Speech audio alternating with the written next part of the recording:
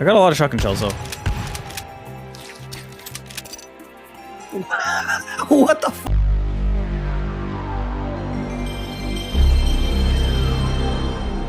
Hey, Jarek here. Have you ever wanted to take somebody else's organs and put them inside of you? Yeah, me neither, but you do a lot of that in this game. Yeah, this game is weird, and I have a lot to explain, but before I can do that, I need to thank today's sponsor. Today's sponsor is IntoTheAM.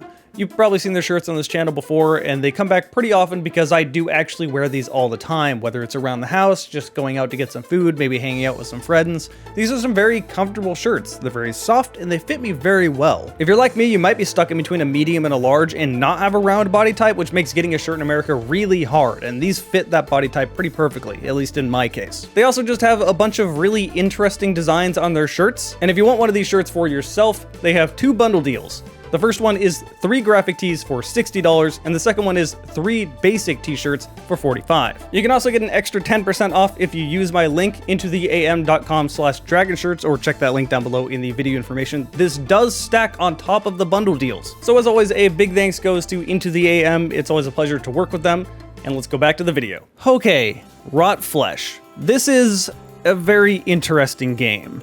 And before you ask, it is not made by the person that made Cruelty Squad, but it does run on the same engine. So I guess we'll start there. Let's talk about the graphics. It's always amusing when a game manages to do as much as Wrought Flesh does with an engine intentionally looking old school. Obviously, this game is low poly and nowhere near as good looking as the brand new AAA games. However, the art style is so incredibly bizarre that I just wanted to explore and look at everything. You never quite know what's going to be around the corner. Nothing in this game is normal. And oh man, the audio really sells that. Whether it's the disgusting squishiness of opening up your chest to put other organs in there.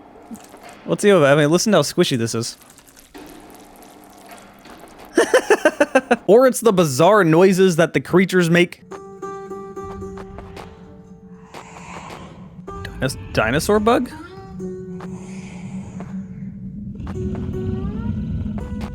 Or hell, the slurping noise your shotgun makes when you reload it. I got a lot of shotgun shells though. What the fuck is this? What possessed my shotgun? I was not expecting that. But what surprised me the most is that the music is actually pretty good.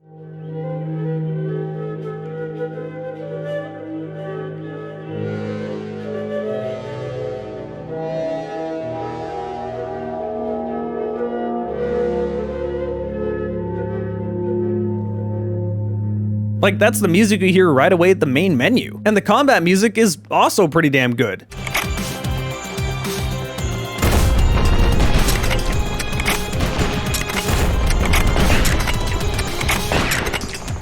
This game may be very weird, but there's certainly a tone they're going for.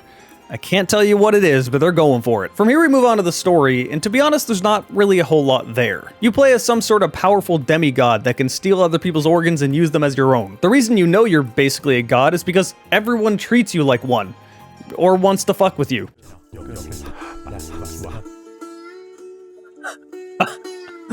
Alright, hold up.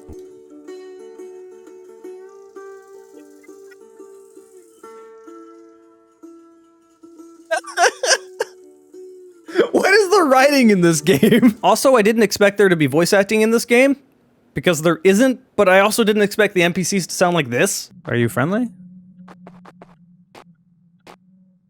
They are friendly. That's a noise. Anyway, you come from off-planet, and your whole goal is to kill a certain target, so I guess you're a hitman. Every NPC you talk to either gawks at you for being some sort of a demigod, or has something that they need help with. There is a brief bit of story added on later in the game discussing a crashed ship and its crew, but I'll let you play that on your own. That all said, what this game lacks in story, it more than makes up with when it comes to world building. With everything in this game being so weird and bizarre, and with the player not really knowing what you're jumping into, I was pretty apprehensive to do much of anything, especially on the first map. You see a big open flat spot in a desert with bodies on spikes? Something has to happen here, right? I genuinely did want to see what was going on in this world. Even when it came to taking up a run-of-the-mill quest, like there are some enemies at the watering hole that you need to deal with so that the locals can get their water back. The first thing that comes to my mind is, knowing this game, these aren't going to be just like cats or something, they're gonna be some bizarre creature. So anyway, yeah, not a whole lot of a story, but the world building is pretty damn good. So we move on to the gameplay, and despite the fact this game does look like Cruelty Squad, it's not really an immersive sim. It's more like an open world first-person shooter with some RPG elements. It is first and foremost a first-person shooter. The general format is you get dumped into this open world section, you kind of wander for a bit, and then you eventually find the main town. Here's where you talk to locals and get some quests, and they kind of explain the general issues that's going on in this area, and then you wander around and kill the enemies that are causing problems, or find a certain item to pick up. You know, typical quest stuff. What isn't so typical is the combat and inventory management. You move rather fast in this game. You also have the ability to ski, just like in Tribes. If you hold down the shift button, you'll just start sliding down surfaces. You also have complete control to drift in the air. You have so much control that the moment you let go of WASD in the air, you instantly stop. You can basically air strafe. You are more or less melee Jigglypuff. You'd think it'd be overpowered if you can move this quickly, but no, that's not the case because man, the enemies move just as much as you do. It can be pretty difficult to shoot these enemies. And in order to help you, they give you something called a kill fuck. I'm not kidding you, that's actually what it's called. Anyway, kill fucks are an item that you use for slow motion. You get these all over the place, so use them liberally. You'll need them. And this game goes out of its way to make sure you know that you need to use these, as these enemies will fuck you up if you're not paying attention. Oh my god, what the fuck? I just got melted. I guess that's their method of saying, hey, you need to use the kill shot. Or kill fuck. Okay, the inventory. If you look down, you probably noticed that you're not wearing any clothes. The inventory is inside of you, and I'm not talking about your prison pocket. If you open your inventory, you can see this dude opening up his chest. This allows you to quite literally take other people's organs and just shove them into you. And this will give you better stats. Lungs will give you better speed and jump height. Fat will give you more health. A heart will give you the ability to regen your health, although hearts will deteriorate faster than other organs. And intestines will allow you to eat the corpses of the enemies you just killed. This will give you more health. If you put all your stats into regenerating health, you'll probably never do this like I didn't. These are not permanent upgrades though. If you take damage, these organs can be destroyed. And as I mentioned, the heart will always just slowly be deteriorating, so that's one that you can't hold forever. I neglected to mention that there is a character creation at the beginning of the game. That said, it's not quite as in-depth as you would expect from, say, an RPG, but it does allow you to put points into different stats. And unlike other games, it actually tells you what these stats do. I hate it when I'm making a character and they don't really explain what stats do, so you finish making your character and then 5 hours later realize, shit, I probably should have put points in this instead, but it's far too late at that point. Anyway, my only real advice I would give you is that you should probably put a lot of points into health regen, and not bother putting points into your finger gun. Yes, there is a finger gun in this game. You are only going to use it when you're not holding any other guns, and you will always have other guns, so you basically won't use it. It is hilarious though, and you do actually have to reload it. Okay, the finger gun is... You even have to reload it. As for other guns, you can only carry 2 at a time. There's not really anything else you can carry in your inventory besides those 2 guns and all the organs you got inside you. There's not a tremendous amount of weapons, but they do feel pretty satisfying. In the first area, you will find a double-barrel shotgun and an SMG. You will also find a weapon called the Tickler here, which is quite literally the Halo Needler, but a lot weirder. All right, cool. Now what is this? What? A Tickler. Let's see, how does this work? Ow. What?